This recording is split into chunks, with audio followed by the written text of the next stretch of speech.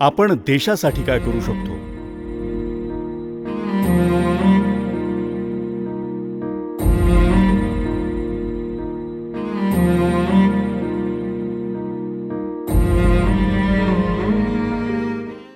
आपण देशासाठी काय करू शकतो?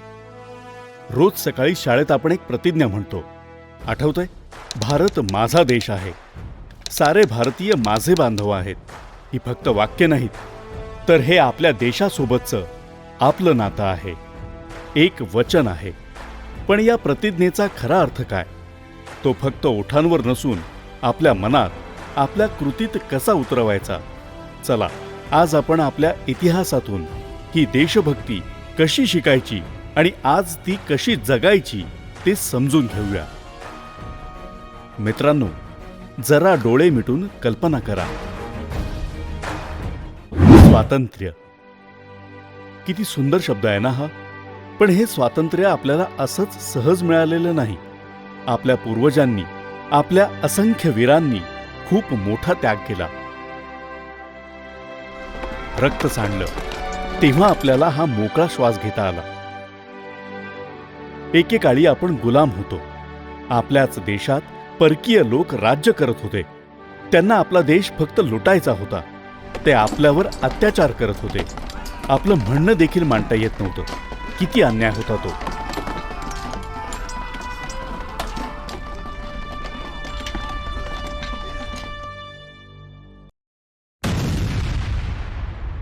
स्वातंत्र्याचा संघर्ष, बलिदानातून मिळालेला अनमोल ठेवा. या जुलमी इंग्रजांचा सर्वप्रथम सामना झाला तो आपल्या आदिवासी वनवासी बांधवांशी. कित्तूरच्या राणी चन्नम्मा, राजे उमाजी नाईक यांसारख्या वीरांनी इंग्रजांविरुद्ध पहिला आवाज उठवला.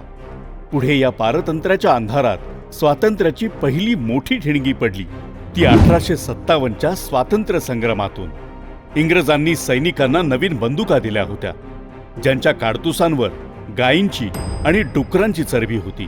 ती तोंड लावून तोडावी लागायची, ज्यामुळे हिंदू आणि मुस्लिम सैनिकांच्या धार्मिक भावना दुखावल्या गेल्या. याच अन्यायाविरुद्ध बंगाल प्रांतातील बराकपूर येथे असणाऱ्या ब्रिटिश सैन्यातील भारतीय शिपायांनी सर्वात आधी आवाज उठवला. त्यामधील मंगल पांडे यांनी एका ब्रिटिश अधिकाऱ्यावर गोळी झाडली आणि मारो फिरंगी को अशी गर्जना करत बंडाचा झेंडा उभारला. त्यांच्या या धाडसामुळे स्वातंत्र्याचा महासंग्रामाचा वणवा भारतभर पसरला.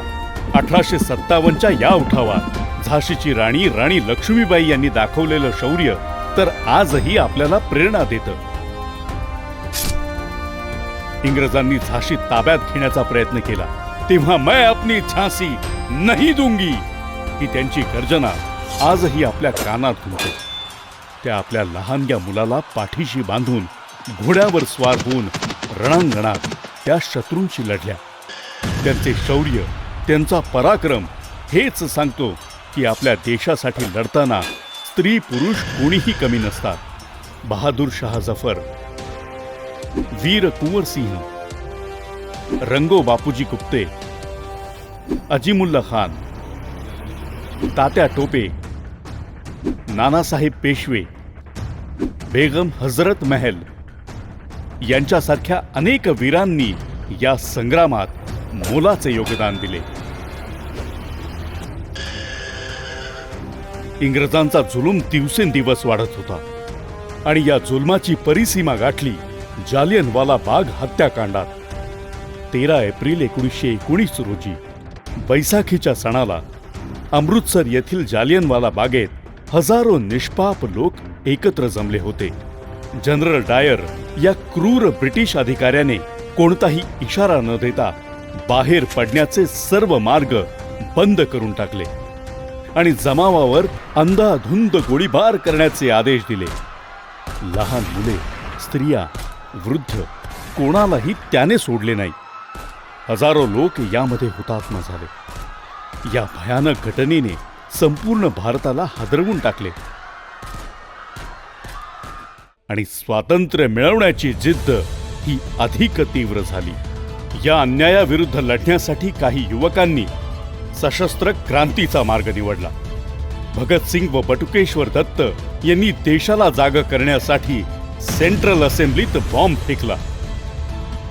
बहिऱ्या सरकारला ऐकू येण्यासाठी आवाज मोठा असावा लागतो, हे त्यांचे उद्गार होते. भगतसिंग, सुखदेव आणि राजगुरू यांना इंग्रजांनी 23 मार्च 1931 रोजी अत्यंत क्रूरपणे फासावर लटकवलं. इन्कलाब जिंदाबाद, इन्कलाब जिंदाबाद, इन्कलाब जिंदाबाद ही त्यांची गर्जना आजही तरुणांच्या मनात क्रांतीची ज्योत पेटवते. चंद्रशेखर आझाद हे अनेक क्रांतिकारकांचे आदर्श. दुश्मन की गोलियों का हम सामना करेंगे, आजाद है हम, आजाद ही रहेंगे हे त्यांचं वचन त्यांनी अखेरपर्यंत निभावलं. अलाहाबादमधील आल्फ्रेड पार्कमध्ये इंग्रजांनी त्यांना जेव्हा घेरलं तेव्हा शेवटची गोळी शिल्लक असताना त्यांनी ती स्वतःला मारून घेतली. पण इंग्रजांच्या हाती जिवंत सापडले नाहीत. त्यांचे शौर्य आजही आपल्याला थक्क करते. भारताच्या बाहेर राहून देशाच्या स्वातंत्र्यासाठी लढलेल्या अनेक वीरांपैकी एक महान व्यक्तिमत्व म्हणजे नेताजी सुभाषचंद्र बोस.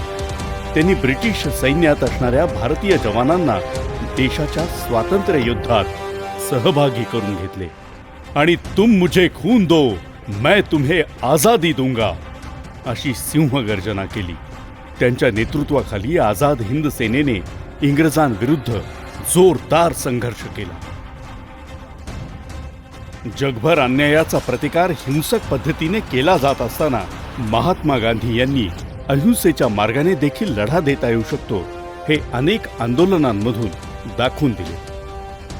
अहिंसा परमो धर्मः या तत्वावर आधारित त्यांनी असहकार चळवळ, मिठाचा सत्याग्रह, भारत छोडो आंदोलन या व अशा अनेक अभिनव मार्गांनी इंग्रजांची भारतभर पसरलेली मुळे हादरवून टाकली. लाखो सामान्य पुरुष, स्त्रिया, लहान थोर, श्रीमंत, गरीब सर्वच जण त्यांच्या एका हाकेवर स्वातंत्र्याच्या लढ्यात उतरले. महात्मा गांधींच्या या मार्गाने ब्रिटिश राजवटीविरुद्ध भारतीय जनतेला एकत्र करण्यामध्ये महत्त्वपूर्ण भूमिका बजावली आणि शेवटी भारताला वैभवाच्या शिखराकडे नेले. A moment comes which comes but rarely in history, when we step out from the old to the new, when an age ends and when the soul of a nation long suppressed finds utterance. It is fitting that at this solemn moment we take the pledge of dedication to the service of India and her people and to the still larger cause of humanity.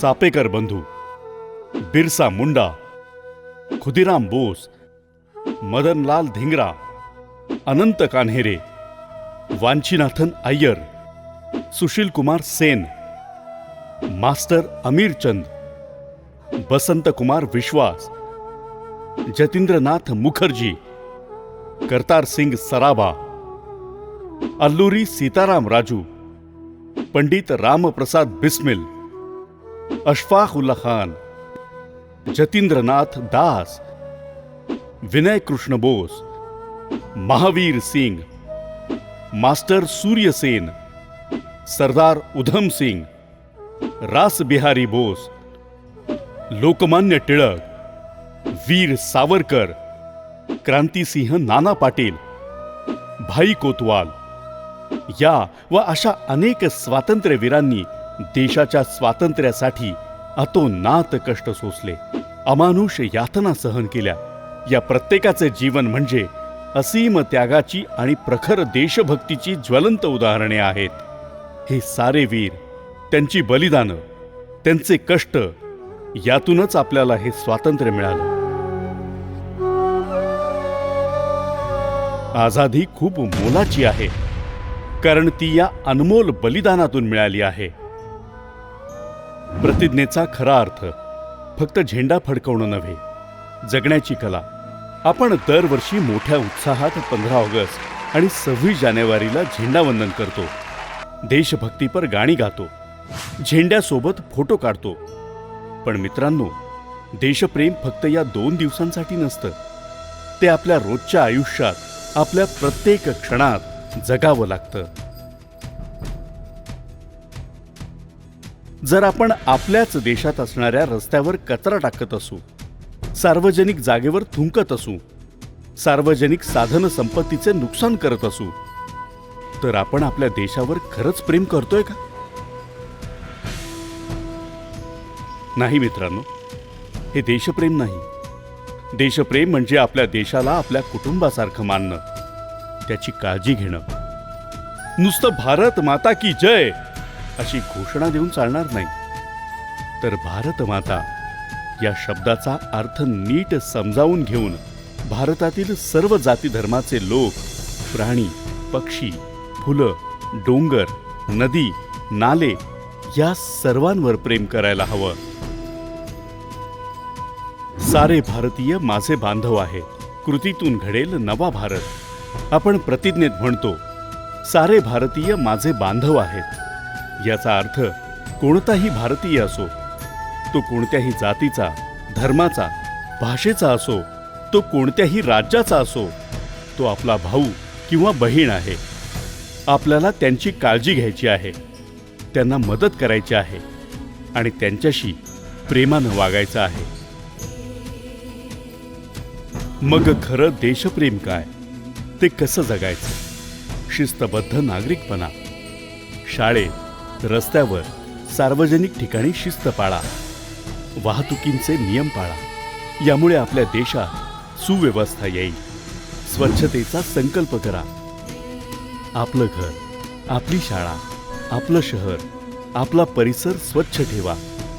कारण स्वच्छ देश म्हणजेच निरोगी आणि आनंदी देश. देशाच्या संपत्तीची काळजी घ्या. आपली बस, आपली ट्रेन, आपले दवाखाने, ऐतिहासिक वास्तू, किल्ले हे सारं आपल्या देशाची अमूल्य संपत्ती आहे. ती आपली आहे आणि तिची काळजी घेणं, तिला जपणं हेच खरं देशप्रेम. पर्यावरणाचं रक्षण करा. झाडं लावा, पाणी वाचवा, वीज वाचवा. पर्यावरणाची काळजी घेणं हे सुद्धा तितकंच महत्त्वाचं आहे.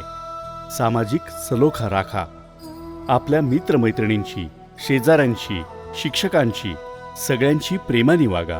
एकजुटीनं राहणं हेच आपल्या देशाचं सामर्थ्य आहे. ज्ञानाची मशाल पेटवा.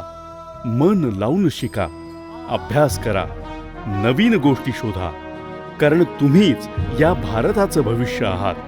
तुमचं ज्ञान, तुमची बुद्धी या देशाला पुढे घेऊन जाईल. मित्रांनो, लक्षात ठेवा, तुमचं प्रत्येक चांगलं काम, प्रत्येक योग्य विचार, प्रत्येक जबाबदार कृती हेच खरं देशप्रेम आहे.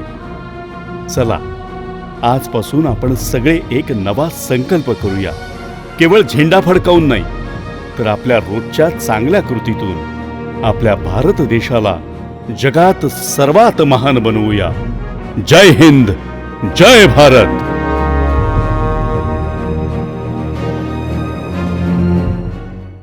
तेरी मिट्टी में मिल जावा, गुल बन के मैं खिल जावा. इतनी सी है दिल की आरज़ू. तेरी नदियों में बह जावा, तेरे खेतों में लहरावा. इतनी सी है दिल की आरज़ू.